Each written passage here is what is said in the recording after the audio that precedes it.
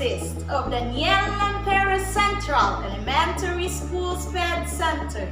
I am teacher Apol Joy T. Talisaysay, and welcome to the world of vertebrates and invertebrates. Today's most essential learning competency: determine the distinguishing characteristics of vertebrates and invertebrates. Objectives: name the distinguishing characteristics of vertebrates and invertebrates, and make a poster on ways of caring and protecting animals. Be ready with your pen and paper and write I if the picture of animal is invertebrate and V for vertebrate animals.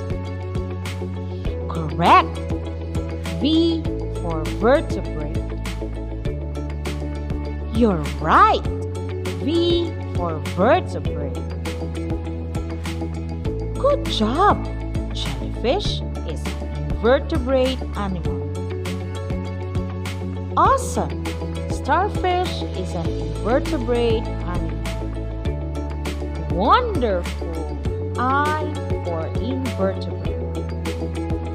Now, based on the picture, vertebrate is an animal with a spinal cord surrounded by cartilage or bone, while an invertebrate is a cold-blooded animal with no backbone.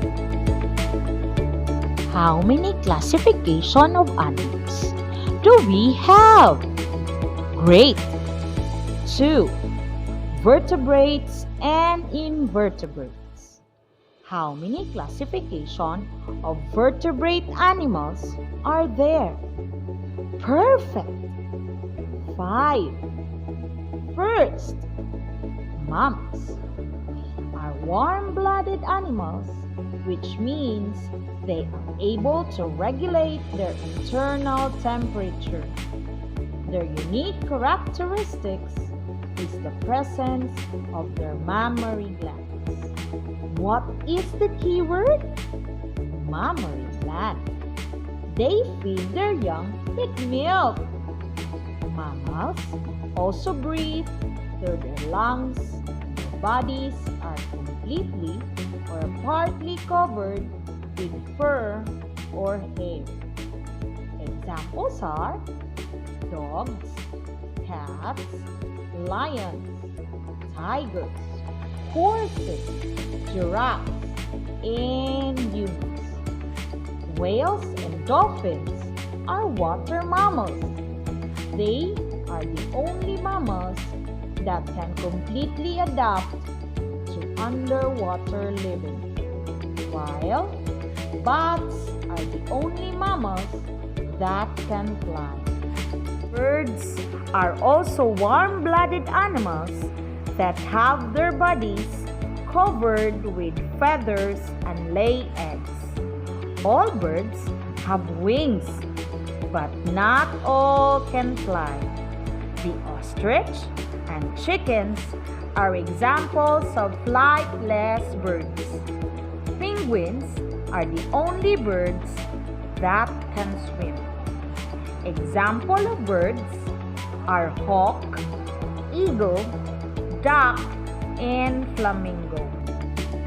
Third, fishes are cold-blooded animals, which means they do not have constant body temperature and becomes the same as the temperature around them.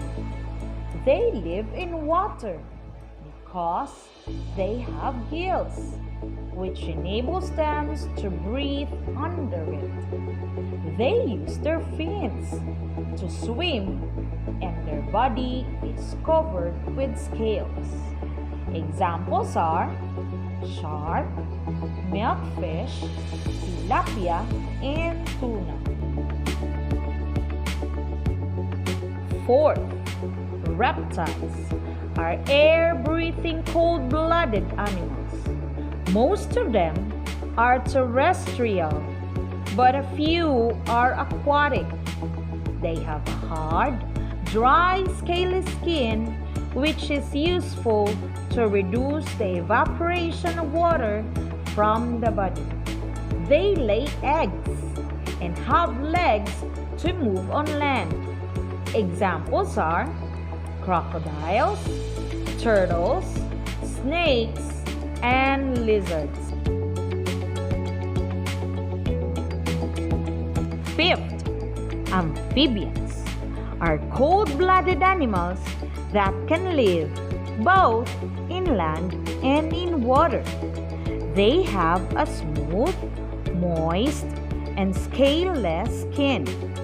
Young amphibians start out their lives living in water because they have gills that they could use to breathe with. As they become adults, the gills are replaced by a pair of lungs that they can move to dry land. Examples are frogs, toads, newts, and salamanders.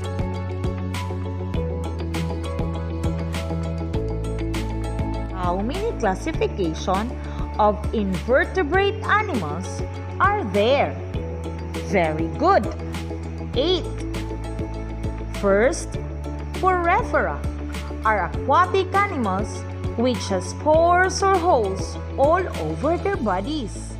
Their holes are called ostium, and it serves as a passageway of water that circulates throughout their body to bring in food, nutrients, and gases. Sponges or pore-bearing animals belong in this group. Second, coelenterate are soft-bodied or hollow-bodied animals with 2 layers of cells which form a hollow tube that are organized into tissues. Examples are jellyfish, hydra, coral, and sea anemone.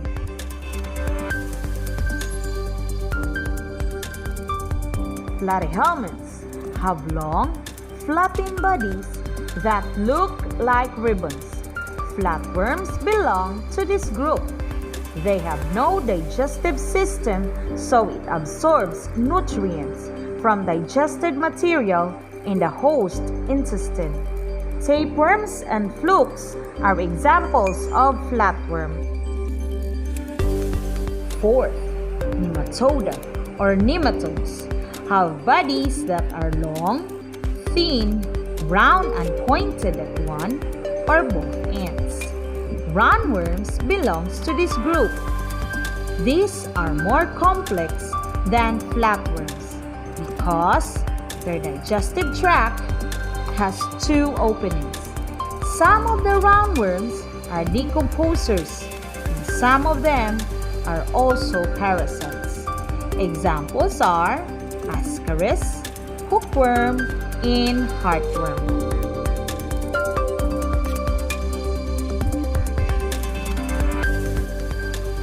Fifth, annelids are segmented worms and the most complex among the worms. Their bodies are made up of repeating segments that makes the worm flexible. Earthworms and leeches are the examples of annelids. Earthworms have more than 100 body segments and are covered with a thin layer of mucus to keep them moist. Mollusks are invertebrates that have soft bodies and usually have shells to protect their bodies. Examples are squids, octopuses and slugs, white snails, clams, mussels, and oysters.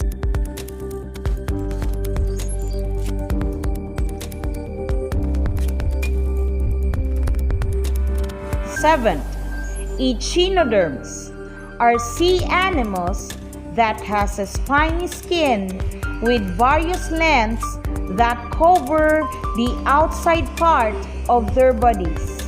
They have a simple nervous system but don't have brains or heads. Starfish, sea urchin, sea cucumber, sunstar, and sand dollar are the most common examples of this group. 8. Arthropods. The term arthropod comes from arthros, meaning jointed, and poda, meaning foot. Their bodies and legs are made up of sections.